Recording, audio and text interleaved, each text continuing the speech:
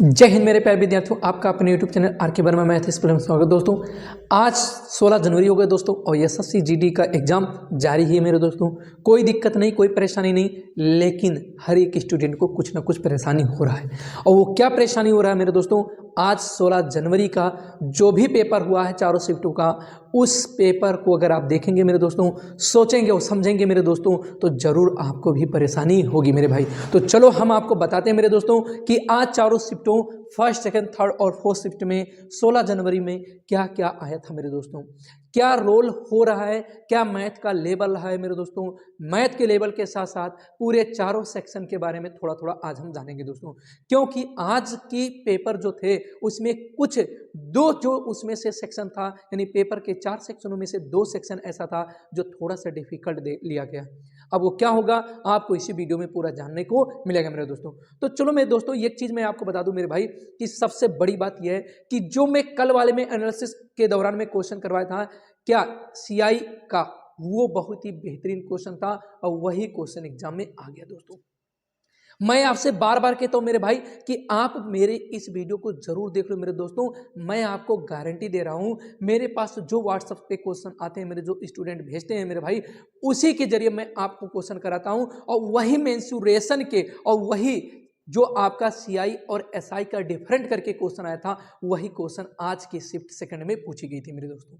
ठीक है मेरे भाई, तो चलिए मैं आपको बताता हूं मेरे दोस्तों कि time and speed and time से कितने क्वेश्चन आए, वो भी मैं आपको बताऊंगा।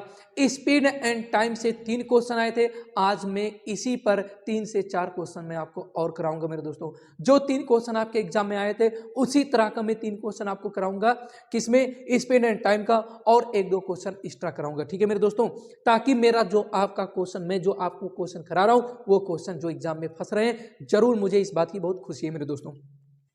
सीआई की बात करें तो अब की बार कुछ 2 शिफ्टों में ऐसा हुआ मेरे दोस्तों कि केवल और केवल सीआई का ही क्वेश्चन पूछा गया, एसआई का क्वेश्चन नहीं आया। लेकिन सेकंड शिफ्ट में क्वेश्चन आया था सीआई और एसआई का डिफरेंट। मैं दोस्तों कल ही, आप हमारे कल वाली वीडियो को देखिए, उस वीडियो में मैं क्वेश्चन करवाया हूं, एक्सपेक्टेड क्वेश्चन करके करवाया हूं, और वही क्वेश्चन फंस गया मेरे दोस्तों। सिर्फ डिजिट चेंज थे, प्रोसेस और मेथड वही लगाने थे आपको, लैंग्वेज वही था मेरे दोस्त। तो यहाँ से इस लड़कों ने मैसेज किया और उनके अनुसार जो क्वेश्चन हमको मिला है, यहाँ से स्पीड एंड टाइम से 3 क्वेश्चन मिला मेरे दोस्तों, सीआई से भी 2 से 3 क्वेश्चन उन्होंने बताया मेरे भाई, मेंसुरेशन से भी 2 क्वेश्चन आए मेरे दोस्तों। और मेंसुरेशन का तो देखा जाए मैं तो काफी क्वेश्चन करा दिया हूँ मेरे दोस्त, मेंसुरेशन के कई क्वेश्चन करा दिया हूं, तो वो उसी तौर पे मैं एक क्वेश्चन और ले रहा हूं। हो सकता है कल वाली शिफ्ट में नहीं, कल या परसों 2 दिनों के एग्जामों में 100% पूछा जाएगा। आपको बिलीव नहीं होगा, जो मेरे दोस्त मेरे भाई पेपर देने जाएंगे वो अगर इस वीडियो को देख के जाए तो अवश्य ही क्वेश्चन फंसेगा मेरे दोस्तों। परसेंटेज का वही लेवल रहा, परसेंटेज में नो चेंजिंग, एक ही क्वेश्चन परसेंटेज से उठे मेरे दोस्तों। सिंप्लीफिकेशन से भी एक क्वेश्चन, वर्क एंड टाइम से भी दोस्तों एक ही क्वेश्चन आया है, रेशियो एंड प्रोपोर्शन से भी एक ही क्वेश्चन आया, प्रॉफिट एंड लॉस से मेरे दोस्तों, प्रॉफिट एंड लॉस से भी एक ही क्वेश्चन आया, और पाई चार्ट से भी आपको 2 क्वेश्चन देखने को मिला।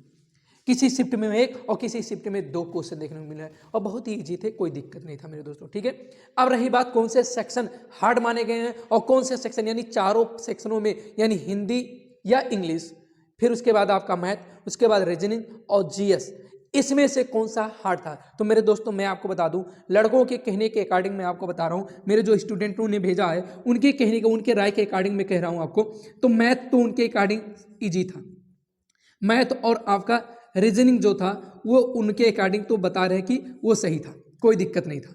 लेकिन उन्होंने कहा कि जो आपकी हिंदी थी मेरे दोस्तों, हिंदी में जो वैल्यू पूछ रहा था, मतलब मुहावरे का जो मान दे रहा था, उन्होंने ये बताया कि मुहावरे मतलब लैंग्वेजली आए थे, तो इस तरह से भी क्वेश्चन थे। और नदी का पर्यायवाची भी पूछा गया था, तो नदी का पर्यायवाची भी आप सब वहाँ पर जानते होंगे, पढ़े होंगे, तो जरूर आप उसका जवाब देंगे। और फिर गागर में सागर ऐसे करके एक मुहावरा आया था, ये भी वहाँ पर था। तो ये चीज़ें आप पढ़े होंगे जरूर बढ़िया से, और पूरी चीज़ें आप समझते हुए चलिएगा मेरे दोस्तों। उसके बाद जीके की बात करें तो जीके जीएस की बात करें मेरे दोस्तों, तो इसमें से जीएस में आया था मेरे दोस्तों जीएस में आया था कि दांत या हड्डियां क्यों कमजोर हो जाते हैं, इसका एक क्वेश्चन आया था मेरे भाई। तो वो क्वेश्चन भी लड़कों ने भेजा था, लेकिन मैं मैथ का ही स्पेशली कराऊंगा क्वेश्चन। थोड़ा सा मैं आपको लेवल बताना चाह रहा हूं ताकि आप उसको आंक लें कि कैसा क्वेश्चन एग्जाम में आ रहा है मेरे भाई, ठीक है। और जीके में लड़कों ने यह भी बताया कि जीके में जो क्वेश्चन था थोड़ा सा ये उटांग पटांग पूछा जा रहा है, मतलब ऐसी चीजें पूछी जा रही है जो कहीं ना कहीं देखने या समझने में दिक्कतें आ रही हैं, या लड़का बहुत ही डीपली पढ़ा होगा तो ही हो सकता है, अन्यथा नहीं हो पाएगा, ठीक है। तो मैंने तो आपको पहले ही बताया था, इससे पहले वाली वीडियो में मैंने आपको चिल्ला चिल्ला के बताया था भाई कि हर एक स्टूडेंट ये जानता है कि भैया जीके की जो भी क्वेश्चन होंगे वो 15, 12, 10 पहुंचते पहुंचते हालत खराब हो जाएगी, और इससे एक्स्ट्रा अगर आप जैसे जाते हो तो कहीं ना कहीं आपसे क्वेश्चन रॉन्ग होना शुरू हो जाएगा। जो बच्चा डीपली पढ़ा होगा तो वही ऐसा कर पाएगा। पॉलिटी का भी क्वेश्चन बता रहे थे कुछ लोग कि 2 क्वेश्चन आया था। तो इस तरह से इन चीज़ों का आप ध्यान में रखिएगा और बढ़िया से अपनी तैयारी कीजिएगा। कोई दिक्कत नहीं, कोई परेशानी नहीं, बहुत ही बेहतरीन पेपर हो रहा है। आप अपने दिमाग में यह मत रखो यार कि पेपर बहुत ही हार्ड जा रहा है, ऐसी कोई बात नहीं। मैं तो रीजनिंग का लेवल बहुत अच्छा जा रहा है। मेरे बच्चे जितने ऑफलाइन क्लासों में हमारे यहाँ पढ़ा है, उन्होंने जो भी जवाब दिया, उन्होंने क्वेश्चन भेजा, तो उन्होंने यही कहा कि सर मैं तो रीजनिंग में कोई दिक्कत नहीं हुआ। तो चलिए आज तो मैं तो आपको क्या नाम है प्रूफ के तौर पर अगर आपको चाहिए तो मैं कल वाले एनालिसिस में जरूर मैं आपको वॉइस कॉल के अकॉर्डिंग मैं आपको सुना दूंगा, ताकि आपको बिलीव हो जाए। मेरे दोस्तों आपको बिलीव नहीं होता कि कहां से मैं क्वेश्चन करा रहा हूं, क्या करा रहा हूं। मेरे भाई सब ऑथेंटिक चीजें हैं। कोई भी ऐसी, मैं इस बात की गारंटी देता हूं कि कोई भी ऐसा कोई शिफ्ट का मैं जो भी एनालिसिस कराया हूं, ऐसा कोई शिफ्ट नहीं है जिसमें हमारे क्वेश्चन, हमारे मैथ के क्वेश्चन ना फंसे हो मेरे दोस्तों। 100% फंसे, डिजिट नहीं फंसे। मैं डिजिट की गारंटी नहीं लेता मेरे दोस्तों, लेकिन लैंग्वेज सेम मेथड जो मैं आप यूज करके बताऊं वही मेथड वहां पर एग्जाम में भी यूज करना था मेरे दोस्तों। तो चलिए दोस्तों हम मैथ के क्वेश्चन पे चलते हैं, बाकी बातें बाद में करेंगे, ठीक है। तो दोस्तों एक क्वेश्चन बहुत ही बेहतरीन क्वेश्चन है मेरे भाई, इसको आप सुन लीजिए, मैं लिख नहीं रहा हूं मेरे दोस्तों। क्या है क्वेश्चन? 2 ट्रेनें 90 किलोमीटर प्रति घंटे और 60 किलोमीटर प्रति घंटे की चाल से एक ही दिशा में आगे बढ़ रही हैं। तीव्र गति से चल रही ट्रेन मंद गति से चलने वाली ट्रेन और एक पोल को क्रमशः 30 सेकंड और 5 सेकंड में पार करती है। मंद गति ट्रेन की लंबाई, जो मंद गति से ट्रेन है उसकी लंबाई क्या होगी? बहुत ही बेहतरीन क्वेश्चन है। ऐसे डिफिकल्ट लैंग्वेज के क्वेश्चन पूछे गए। देखिए दोस्तों, एक का स्पीड दिया है 90 किलोमीटर प्रति घंटे और एक की स्पीड दिया है 60 किलोमीटर प्रति घंटे। ऐसा है, अगर आपका ऑप्शन किलोमीटर में ही दे रहा है मेरे दोस्तों, तो किलोमीटर में ट्रेन की लंबाई होती नहीं, तो मीटर में होती है। तो यहाँ पर अवश्य आप मीटर में बना लीजिएगा, क्योंकि मीटर में ही हमको लग रहा है कि क्वेश्चन का जो वैल्यू आया था मीटर में ही रहा होगा ऑप्शन। ये इसको लिख सकते हैं 5/18 मेरे दोस्तों। तो यह हो जाएगा 18×5 = 90, यानी 5×5 = 25, 25 मीटर और प्रति सेकंड हो जाएगा, ठीक है मेरे दोस्तों। ऐसे इसको कर सकते हैं 60 और 5/18 हो जाएगा। तो ये हो जाएगा 6×3 = 18 और 6×5 = 30, यानी 6×6 यानी 10 हो गया। और ये हो जाएगा 10×5 = 50 और बटे 3, ठीक है मेरे दोस्तों। तो इस तरह से हो जाएगा मीटर पर सेकंड। अब हमारे प्रश्न में क्या कह रहा है कि जो तीव्र गति से चल रही ट्रेन मंद गति से चलने वाली ट्रेन और एक पोल को क्रमशः 30 सेकंड और 5 सेकंड में पार करती है। तो जो मंद गति से चल रही ट्रेन है उसे 30 सेकंड में, और जो यानी पोल है उसे 5 सेकंड में। तो तीव्र गति से चल रही ट्रेन की चाल क्या है? ये है, और वो 5 सेकंड में किसी पोल को पार कर रही है। तो इस समय ट्रेन की जो लंबाई होगी, यानी तीव्र गति से जो चल रही ट्रेन की लंबाई होगी, तीव्र गति की ट्रेन की लंबाई जो होगी मेरे दोस्तों, लंबाई बराबर चाल गुणे समय। तो समय 5 सेकंड ले रहा है, तो यानी 125 मीटर की लंबाई किसकी होगी? जो तीव्र गति से चल रही ट्रेन है उसकी होगी। अब मंद गति से चल रही ट्रेन की बात कर रहा है, तो यहां पर आपको मंद गति से चलने वाली ट्रेन की लंबाई ज्ञात करनी है। तो अब आपको देखना है कि दोनों ट्रेनें एक ही दिशा में चल रही मेरे भाई। जब दोनों ट्रेनें एक ही दिशा में चल रही है तो सापेक्ष चाल होगा, दोनों ट्रेनों का सापेक्ष चाल। सापेक्ष चाल क्या होता है? दोनों चालों का अंतर होता है। तो 90 - 60 बराबर कितना हो जाएगा? 30 हो जाएगा। 30 करने की जरूरत नहीं है मेरे दोस्तों, आप यहां कर दीजिए इसका, यानी 25 और -50/3। इस तरह से करेंगे। 25 × 75, 75 में से 50 चला जाएगा तो 25 कितना हो जाएगा? 25/3। ये हो जाएगा आपका इतना मीटर पर सेकेंड। अब यहां पर देखा जाए तो वो जो गति कर रहा है, यानी ये इसकी स्पीड हो गई, और समय कितना ले रहा है? समय कितना ले रहा है? तो यानी कि इस तरह से हम कह सकते हैं क्या? इस तरह से हम कह सकते हैं कि संयुक्त ट्रेनों, यानी दोनों ट्रेनों को, दोनों संयुक्त ट्रेनों की लंबाई, संयुक्त ट्रेनों, क्योंकि मेरे दोस्त इस की स्पीड किसकी होगी भैया? दोनों ट्रेनों की साथ है। अगर एक ट्रेन इधर जा रही, दूसरी ट्रेन भी उसी दिशा में जा रही, तो एक स्लो होगी, एक स्लो होगी और एक क्या होगी, हाई स्पीड में होगी, एक हाई स्पीड में होगी, ठीक है मेरे दोस्तों, एक हाई स्पीड में होगी। तो दोनों ट्रेनें एक साथ चलेगी ना, तो उस समय इनकी लंबाई क्या हो जा रही है, तो दोनों संयुक्त ट्रेनों की लंबाई, दोनों संयुक्त ट्रेनों की लंबाई क्या हो जाएगा, तो लंबाई बराबर चाल गुणे समय कितना लग रहा है, 30 लग रहा है, तो ये कट जाएगा तो कितना हो जाएगा, 250 मीटर हो जाएगा। क्या हो जाएगा, 250 मीटर। अब मेरे दोस्तों देखा जाए तो ये किसकी हो गई, दोनों संयुक्त ट्रेनों की, और ये किसकी हो गई, हाई स्पीड चलने वाली ट्रेन की। तो यानी उसकी लंबाई इतनी है और दोनों ट्रेनों की संयुक्त लंबाई इतनी है, तो हमें यहाँ पर हो गया क्या, मंद गति से चलने वाली ट्रेन की लंबाई, मंद गति से चलने वाले ट्रेन की लंबाई। तो क्या हो जाएगा मेरे दोस्तों, 250 माइनस 125, तो 200 में से 100 गया, 50 में से, यानी 125 मीटर हो गया दूसरे ट्रेन की लंबाई, और यही आपका आंसर हो गया दोस्तों। चलिए अगले क्वेश्चन पे चलते हैं मेरे भाई। तो दोस्तों ऐसे आपके क्वेश्चन थे जो थोड़ा सा समझना आपको जरूरी है, क्योंकि ये बड़े बड़े लैंग्वेज के क्वेश्चन है, इसीलिए मैं लैंग्वेज लिख नहीं रहा हूं। देखिए एक क्वेश्चन और है, यदि एक लड़का अपने घर से 8 किलोमीटर प्रति घंटे की चाल से स्कूल जाता है तो उसे 30 मिनट की देरी होती है, और यदि वह 12 किलोमीटर प्रति घंटे की चाल से जाता है तो वह समय पर पहुंचता है उसके घर से उसके स्कूल की दूरी। मेरे दोस्तों ये रहा होगा उसका होम, ये रहा होगा उसका होम, और ये रहा होगा उसका स्कूल, ठीक है मेरे भाई। अब यहाँ उसकी पहली स्पीड क्या थी, 8 किलोमीटर प्रति घंटे की स्पीड से वो चल रहा था। तो जब यहाँ स्कूल पहुंचा तो वो आधे घंटे से, यानी आधे घंटे की क्या पहुंचा भाई, लेट पहुंचा, यानी कि 30 मिनट के, ये चलिए मैं लिख दे रहा हूँ यहाँ पर 30 मिनट, सॉरी यहाँ पर मैं लिख सकता हूँ 1/2 हावर से लिख सकता हूँ, या 30 मिनट की वो देरी में चला। यहाँ पर दिया है 30 मिनट की देरी से चल रहा है। अब कह रहा क्या कि दूसरी बार जब वो जा रहा है तो वो 12 किलोमीटर प्रति घंटे की स्पीड से जा रहा है, 12 किलोमीटर प्रति घंटे की स्पीड से जा रहा है, और वो टाइम से जो समय होता है वही समय पहुंच गया। तो मेरे दोस्तों ये बताओ, होम और स्कूल की जो डिस्टेंस होगी वो तो चाहे इस चाल से चले तब भी दूरी उतनी रही होगी, और चाहे इस चाल से चले तो भी दूरी वही रही होगी। तो यहाँ पर आपकी दूरी कुछ मान लीजिए, दूरी हमने मान लिया कि x किलोमीटर है, ठीक है मेरे दोस्तों। तो जो समय यानी कि x किलोमीटर को 8 की स्पीड से चलोगे तो यहाँ पर x/8 क्या लगेगा, इतना घंटा लगेगा मेरे दोस्तों। बात समझ में आए। अब क्या कह रहा है, क्या प्रश्न में कि अब 12 किलोमीटर यानी 12 किलोमीटर प्रति घंटे से जा रहे हैं, तो 12 किलोमीटर प्रति घंटे से जा रहे हैं, तो यानी कि दूरी कितनी थी, x थी, और स्पीड कितनी थी, 12, तो इतना समय अब लग रहा है मेरे दोस्तों।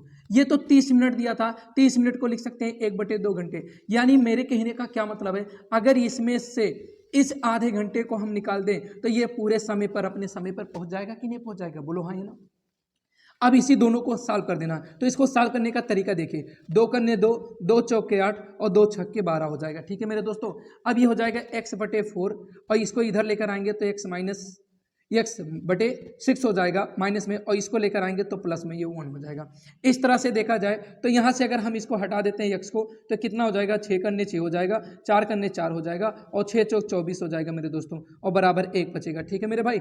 अब यहाँ पर अगर हम आपसे कहें तो 6 में से 4 जाएगा तो 2 बचेगा, और ये आपका 24, और गुणे में x बच जाएगा, और बराबर 1, ये हो जाएगा 2 बरहिम 24, यानी x बराबर क्या हो जाएगा, 12 करने 12, और ये हो जाएगा 12, क्या हो जाएगा मेरे दोस्तों, 12 किलोमीटर हो जाएगा। यानी इसके घर से स्कूल तक की जो दूरी थी वो 12 किलोमीटर हो गया मेरे दोस्तों। वीडियो को लाइक करते हुए चलिएगा मेरे दोस्तों। चलिए अगले क्वेश्चन पे चलते हैं।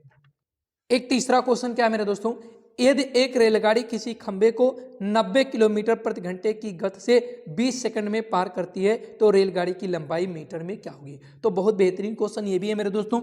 देखिए लड़के ये परेशान हो जाते हैं कि 90 किलोमीटर प्रति घंटा दिया है मेरे दोस्तों।